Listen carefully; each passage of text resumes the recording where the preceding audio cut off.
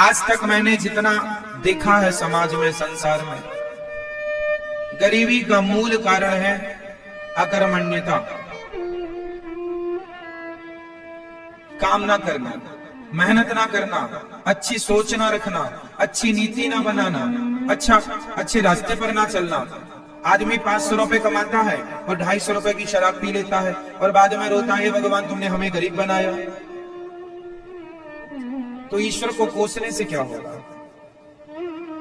आप जो कमाते हैं कितना बचाते हैं, क्या उपयोग करते हैं? भगवान ने 2 हाथ आपको भी दिए हैं, 2 हाथ टाटा बिरला अडानी अंबानी को भी दिए हैं। उनके कोई 4-6 हाथ तो है नहीं, क्यों जी हैं? टाटा बिरला जी के कितने हाथ हैं? 2। आपके कितने हैं? उनकी भी 2 आंखें हैं। आप उनका भी वजन उतना ही होगा लगभग जितना आपका होगा लगभग। वो भी ऑक्सीजन लेते हैं, अपन लोग भी ऑक्सीजन। वो भी दाल रोटी खाते होंगे, अपन भी दाल रोटी खाते हैं। फर्क इतना है कि वो अपने समय का सदुपयोग करते हैं, उनकी नीतियां अच्छी हैं, सही रास्ते पर चलते हैं। हम लोग पड़े हैं बिस्तरों में, 10-10 बजे तक तो सोते हैं, रात के 12 बज जाते हैं सोने में, 1 बजे तक मस्ती करते हैं, मोबाइल व्हाट्सएप फेसबुक चलाते हैं और सवेरे 10 बजे तक सोते हैं। ना उठने का समय है, ना सोने का समय है, ना काम करने की जिम्मेदारी है आज के लोगों में। 10 बजे ऑफिस खुलने का समय है, साहब 10:30 बजे आ रहे हैं। आधा घंटा लेट कैसे हो गए? चाय में लेट हो गए, चाय में लेट हो गए। चाय 5 रुपए की है और 30 मिनट कितने के? चाय की कीमत बाजार में 10 रुपए होती है, 20 रुपए होती है, और क्या होगी? 30 मिनट कितने महंगे हैं बताओ? 30 मिनट, चलो 15 मिनट कीमती है या 1 कप चाय कीमती है? हमारे देश में ऐसे कितने लोग मिल जाएंगे जो 1 कप चाय के लिए अपना 15 मिनट बिगाड़ देते हैं? हाँ या ना? सही है ये बात? हमारे देश में ऐसे कितने लोग हैं जो 1 कप चाय के लिए कितने मिनट बिगाड़ देते हैं? 15 मिनट, 20 मिनट। चाय तो मिल जाएगी, पर जो 15 मिनट बिगाड़ दिए आपने वो नहीं मिलेगी। क्या निष्कर्ष निकला? कि हमारे देश में समय की वैल्यू नहीं है। कुछ लोगों के पास समय की वैल्यू नहीं है। काश समय को महत्व दिया होता। कहते हैं समय को कभी ना ठुकराइएगा, समय को आपने एक बार ठुकराया तो समय आपको बार-बार ठुकराएगा, इसलिए समय को ना ठुकराइएगा। समय बड़ा बलवान होता, पुरुष बली नहीं होता है, समय होत बलवान। भीलन गोपी लूट लई, वही अर्जुन वही वाण। समय समय की बात है, तो समय बड़ा बलवान होता है। मेरी मां, समझाओ ये बात अपने बच्चों को कि समय का दुरुपयोग ना करें। कुछ भी तूफान आ जाए, कुछ भी हो जाए, पर अपने समय से अपना काम करना सीखो, समय का सदुपयोग करना सीखो, कुछ करना सीखो। खाली फुर्सत बैठना मतलब मूर्खता। करते रहिए, करते रहिए। कुछ ना करो तो शास्त्रों को पढ़ते रहिए, गीता को पढ़ते रहिए, कुछ सीखते रहिए। हर दिन हमें कुछ ना कुछ नया सीखना चाहिए, रोज हमें कुछ ना कुछ सीखना चाहिए। सही है मैया? समझ में आ रही है? सीखते रहो, आगे बढ़ते रहो, करते रहो। कुछ काम करने वाला व्यक्ति शारीरिक रूप से भी स्वस्थ होता है और मानसिक रूप से भी स्वस्थ होता है। अकर्मण्य आदमी बैठा बैठा बीमार पड़ जाता है, मानसिक रूप से भी ग्रसित हो जाता है, परेशान हो जाता है। बुढ़ापा आ गया, इसका मतलब ये नहीं कि आप कुछ नहीं करेंगे। आप मंदिर में जाके कीर्तन ही करिए, गीता का पाठ करिए। बुढ़ापा है, रामायण, अच्छे संस्कार दीजिए गांव के लोगों को, मोहल्ले के लोगों को, सोसाइटी के लोगों को। अच्छा काम करिए। बुढ़ापा आ गया है, रिटायरमेंट हो गया है, कुछ नहीं कर सकते, तो आप जो बच्चे हैं जो गलत रास्ते पर जा रहे हैं, सब बच्चों को आप अच्छे रास्ते पर ले जाइए, क्योंकि आप बूढ़े हैं, आपको जीवन जीने का अनुभव ज्यादा है। अपने अनुभव शेयर करने लग जाइए। कुछ दीजिए देश को, समाज को, कुछ कीजिए। कुछ ना करने की अपेक्षा कुछ करना श्रेष्ठ है। अरे कीर्तन ही करो सीताराम सीताराम, कुछ ना करो तो कथा ही सुनो, मंदिर में जाके झाड़ू ही लगा दो भगवान के दरवाजे। कुछ ना करने की अपेक्षा कुछ करना श्रेष्ठ है। सही है? करना सीखिए। बस भगवान यही कहते हैं कि जो मेरी शरण में आया है, जो मेरा बन के आया है, मैं उसके लिए सब कुछ करूंगा। भगवान होते तो लोग गरीब क्यों होते, ये कोई सवाल नहीं।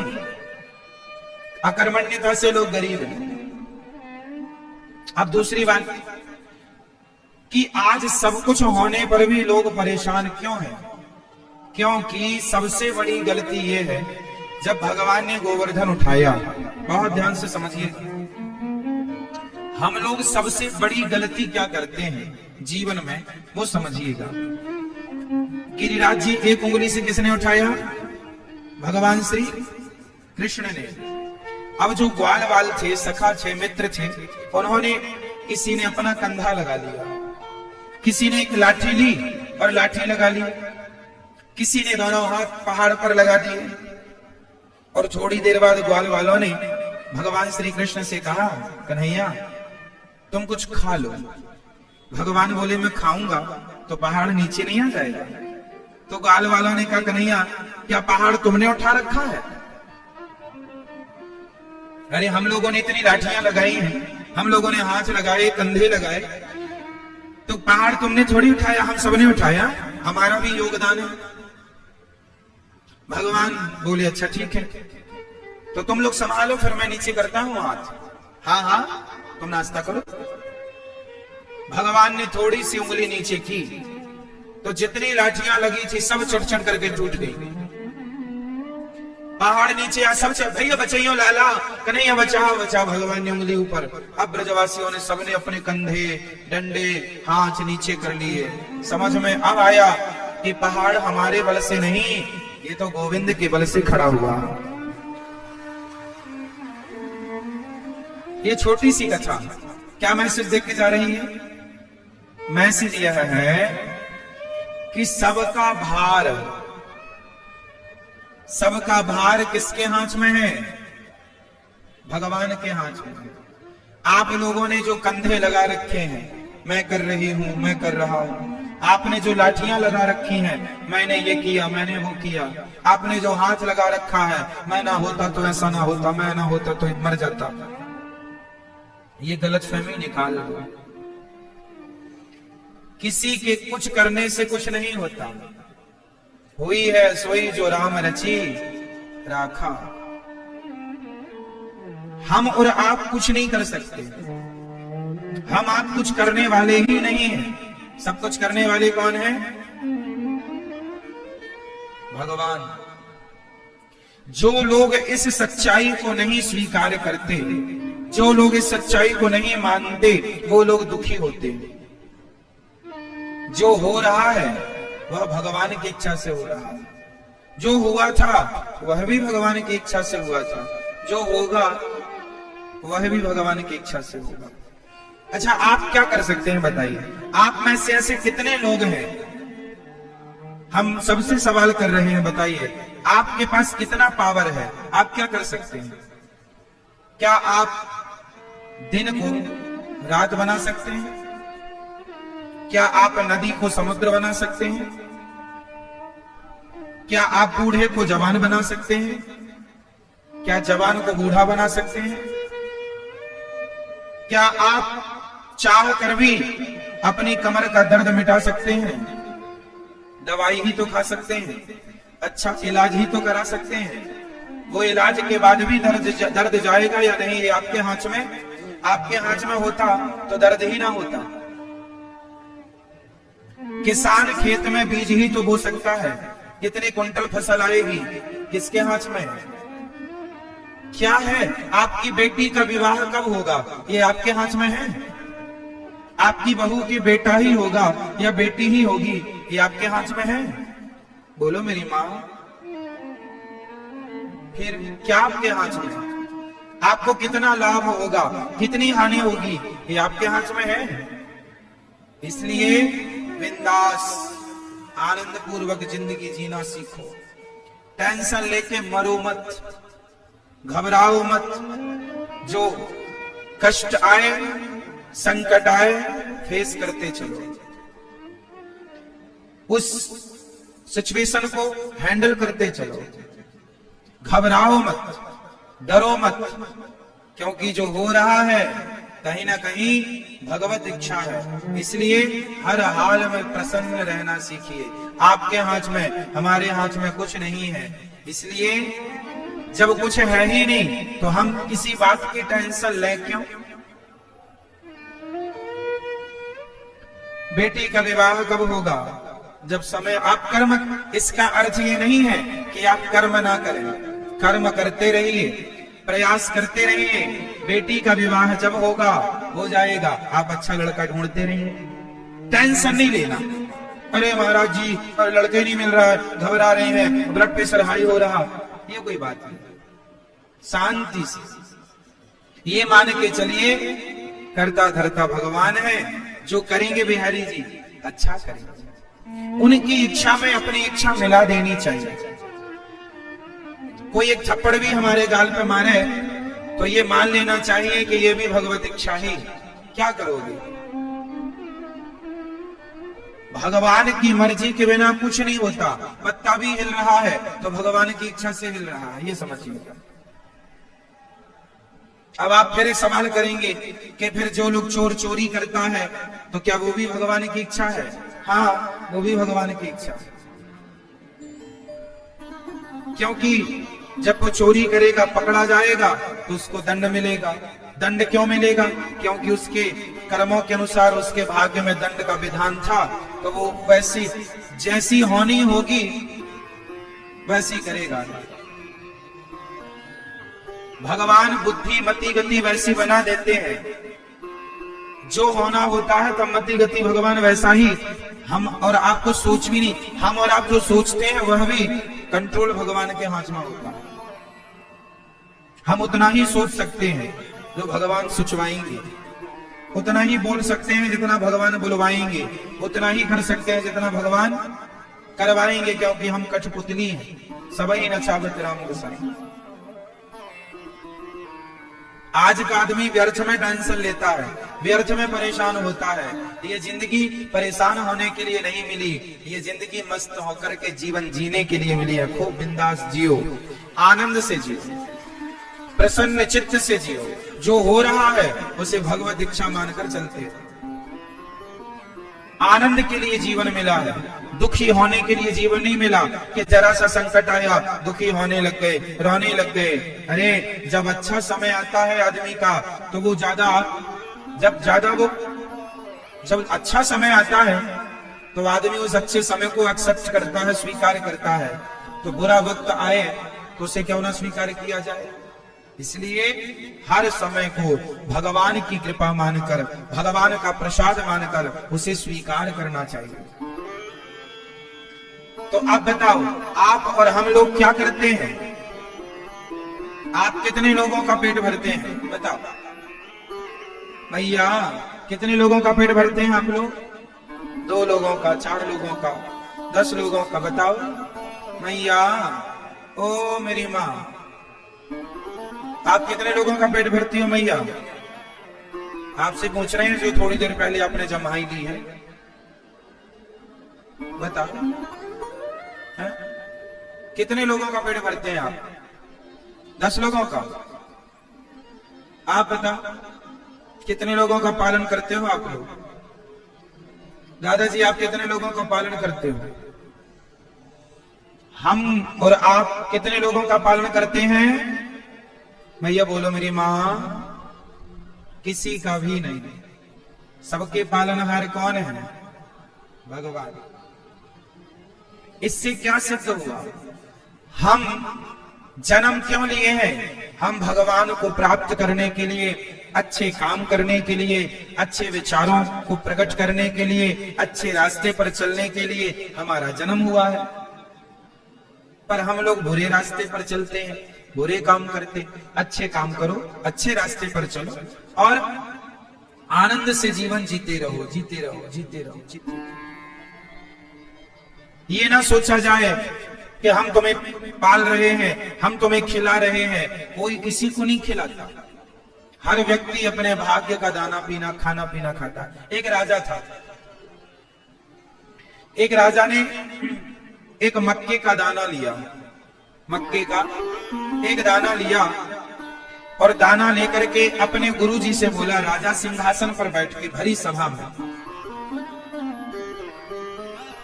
राजा ने कहा, गुरुजी बताइए, ये जो मक्के का दाना है, यह दाना आप तो सब कुछ जानते हैं, बताइए यह दाना, इस दाने में किसका नाम लिखा है? क्योंकि आप कहते रहते हो दाने दाने में लिखा है खाने वाले का नाम। तो राजा ने कहा, गुरुजी आप सब जानते हैं, तो बताओ कि इस दाने में किसका नाम लिखा है? गुरुजी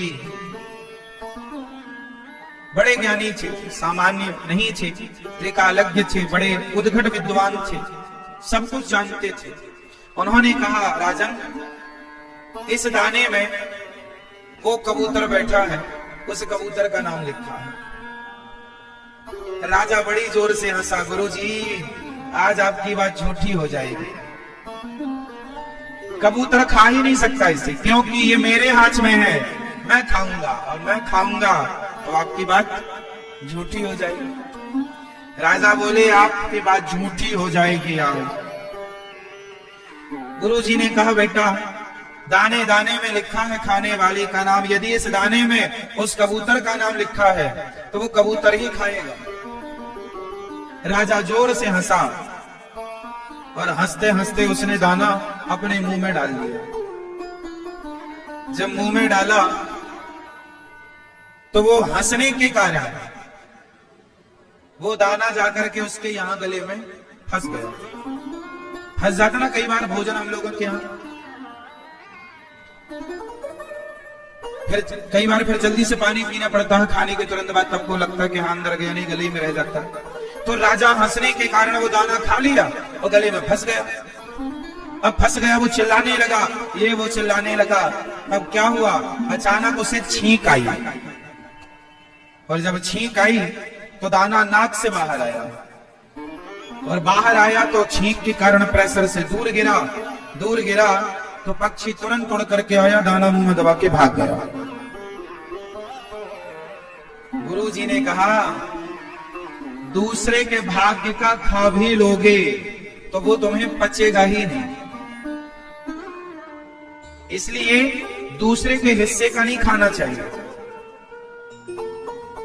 जो थाली दूसरे के लिए परोस दी गई है वो थाली आपको नहीं, अर्थात वो भोजन आपको नहीं करना चाहिए।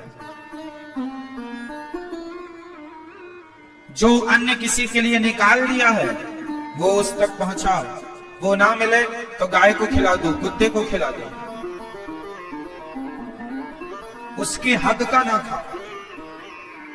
जैसे आपके दरवाजे में कोई भिखारी आया, आपने कहा रुको हम आपके लिए कुछ लाते हैं, आप अंदर लेने गए मुट्ठी भर चावल, कटोरी भर चावल, तब तक वो भिखारी चला गया। अब वो कटोरी भर चावल आपने उसके लिए निकाला है और वो चला गया। अब उस चावल का क्या करेंगे? उस चावल को अब घर में अंदर ले जाके वहां मत डाल दो जहां से लाए हो। अब वो किसी के हक का निकल गया, वो किसी के नाम से निकल गया। अब क्या करना चाहिए?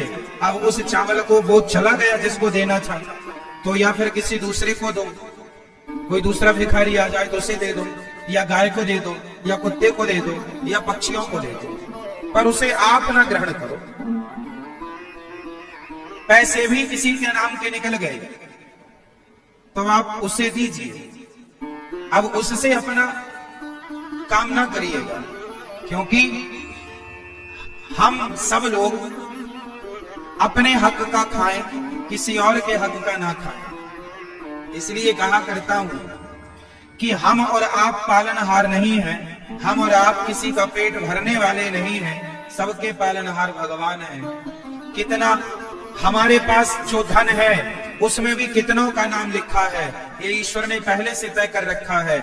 इसलिए ये दास अनिरुद्ध, ये गौरी गोपाल जी की रसोई में उतने ही लोग आकर प्रसाद पाते हैं जिन जिन के नाम का यहाँ दाना पानी है।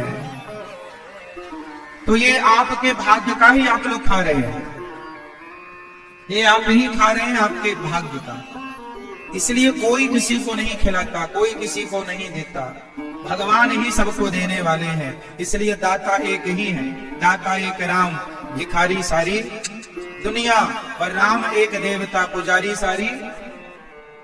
तो मैया पालनहार कौन है, करने कराने वाला कौन है, हम कौन है, हम कौन है, कुछ भी नहीं। हम कौन है, हम शून्य हैं। और राम जी भगवान जी कौन है, अंक। अच्छा बताओ, शून्य बड़ा कि अंक बड़ा, शून्य बड़ा कि अंक, जोर से, अंक। एक दिन शून्य को घमंड आ गया, शून्य ने कहा अंक से, अरे अंक तुम तो एक एक चलते हो, हम 10 चलते हैं, तुम 1 कदम चलते हो, हम 10 कदम चलते हैं, तुमसे बड़े हम हैं, तुम्हारी कोई हैसियत नहीं है, अपनी हैसियत में रहा करो। अंक से कहा शून्य ने, क्योंकि 1 के पीछे शून्य लगा देने से क्या हो जाता है, 10, मतलब शून्य संख्या को 10 गुना बढ़ा देता है। सही है, 2 शून्य लगने से संख्या हो जाती है 100। तो शून्य जो है संख्या को 10 गुना बढ़ाता है। तो शून्य ने कहा संख्या तुम्हारी कोई वैल्यू नहीं है, क्योंकि तुम 1 2 3 4 चलती हो, 1 कदम, हम सीधा 10 कदम चलते हैं। तो अंक बोला, संख्या बोली, शून्य भाई साहब यदि आप बड़े हैं तो एक काम करो, फिर आप ही बैठो, हम चली। तो शून्य शून्य रह गए 5, आगे की संख्या हट गई। 5 शून्यों की भी वैल्यू तब है जब सामने संख्या हो, 2 शून्यों की भी वैल्यू तब है जब सामने अंक हो, संख्या हो। अंक नहीं तो शून्य का कोई अस्तित्व नहीं। उसी प्रकार राम नाम एक अंक है, बाकी साधन शून, राम रहे 10 गुण है, राम बिना सब शून। भगवान है अंक है, हम सब शून्य हैं। यदि शून्य अंक से जुड़ा रहेगा तो शून्य की भी जय जयकार होती रहेगी। यदि शून्य संख्या से हट गया तो शून्य की कोई हैसियत नहीं। तो हम सब शून्य हैं और भगवान अंक है, इसलिए अपने आप को शून्य मानकर भगवान के चरणों से जोड़े रखो तो कुछ बना रहेगा अस्तित्व। और भगवान से छूट गए तो शून्य की क्या हैसियत। शून्य अंक से जुड़कर 10 गुना बढ़ता है, भक्त भगवान से जुड़ करके उसका भी वैभव यश कीर्ति परिवार 10 गुना बढ़ता है। इसलिए जोड़ के रखिएगा, ये घमंड ना पालिए कभी कि हम कर रहे हैं, सदा ये भाव बना के रखिए कि सब कुछ भगवान कर रहे हैं। हमारी मर्जी से कुछ नहीं हो रहा है, सब किसकी मर्जी से है ना मेरी माँ। ये उंगली उठाओ अपनी जरा, सभी लोग एक हाथ की एक उंगली, पीछे वाली मेरी माँ, ओ मैया उठा लो हाथ, एक उंगली अपनी और हिला लो, ऐसे ऐसे उंगली हिलाओ, चलो बस। अब ये बताओ कि ये जो उंगली आपने हिलाई है किसके बल से हिलाई है, किसका बल था ये, आपका, भगवान जी का। हाँ, ये बल भी हमारा बल नहीं है मेरी माँ। हम लोगों में इतना भी बल नहीं है कि हम अपने शरीर के एक अंग को हिला सकें। जब कोई बीमार पड़ जाता है, जिसको पैरालाइसिस हो जाता है, लकवा मार जाता है, उसका शरीर हिलता डुलता नहीं। कितने लोग ऐसे हैं जिनके हाथ नहीं काम करते, पांव नहीं काम करते, आंख नहीं काम करती। क्यों? जब तक भगवान चाहेंगे तब तक वाणी काम करेगी, जब तक भगवान चाहेंगे आंख काम करेगी, भगवान चाहेंगे तो कान काम करेंगे, भगवान चाहेंगे तो हाथ काम करेंगे, भगवान चाहेंगे तो पांव काम करेगा, भगवान नहीं चाहेंगे ना तो शरीर होगा, रखे रहो अपना शरीर, कोई पार्ट्स काम ही नहीं करेंगे। जिसे कहते हैं पैरालाइसिस हो गया, लकवा मार गया, आधा शरीर काम नहीं करता। क्यों नहीं करता? जब तक भगवान की इच्छा है काम करता है, इच्छा नहीं है काम नहीं करता। ये शरीर भी तुम्हारे हमारे हिसाब से नहीं चलता, ये शरीर भी भगवान की मर्जी से चलता है। हमारे आपके हाथ में कुछ भी नहीं है मेरी माँ, कुछ भी नहीं। इसलिए व्यर्थ का घमंड ना किया जाए किसी चीज का, व्यर्थ का अभिमान ना पाला जाए किसी चीज का। माल खजाना को तो छोड़ दो मेरी माँ, ये शरीर भी अपनी संपत्ति नहीं। हम आप सब मरेंगे ना तो ये शरीर भी छोड़ के जाना पड़ेगा। इसका अर्थ यही है कि हम घमंड किसका करें। ये उंगली भी हम अपने बल से नहीं हिला रहे हैं, इसमें भी भगवान की शक्ति है। जो बीमार पड़ जाता है, कई बार आप इतने बीमार पड़ जाते हैं कि आपको हाथ पांव हिलाने की भी हिम्मत नहीं बचती। आप लोग कई बार कहते हैं हमारी आंख खोलने की हिम्मत नहीं है बीमार पड़ने पर। ऐसा होता है कि नहीं कि आंख खोलने की भी हिम्मत नहीं है? तो ये जो हिम्मत कह रहे हो आप, ये हिम्मत कहां से आ रही है? कौन है ये आंख खोलने की हिम्मत देने वाला, चलने फिरने की हिम्मत देने वाला? तो क्यों हम ये कहें कि ये सब हम कर रहे हैं? हम कौन है ये बताओ, हम कौन है? कौन है आप? आपका परिचय क्या है? कौन है आप? कुछ भी नहीं है हमारा अस्तित्व, फिर भी हम लोग अपने डींगे मारते फिरते हैं, हम ये हम वो ना, कुछ नहीं है। अभिमान त्याग दो, मिटा दो।